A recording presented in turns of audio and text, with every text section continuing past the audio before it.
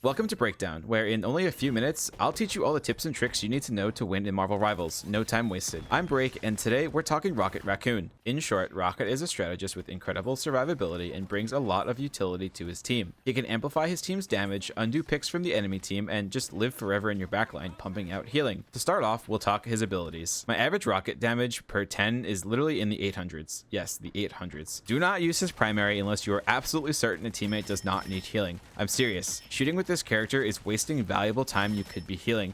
His primary fire is not consistent enough to make it worth it, and honestly, you should hardly ever even be looking at enemies. Play safe, stay alive, keep your healing output up. Rocket does not have high burst healing, so your uptime is so crucial. That brings me to my next point. You need to actively consider your repair mode and where the orbs will bounce. They can bounce up to 10 times and last for 5 seconds, so you can get value from this around corners and play away from danger. Trust in the geometry and don't get hit. I take about half the damage with him than any other specialist that I play. I really want to beat into you how crucial it is that Rocket stays alive. His kit is built for it, so use his tools and embrace your inner raccoon. Scale walls, hide around corners, do whatever it takes to live. Rocket also has a super jump that can be used while climbing walls.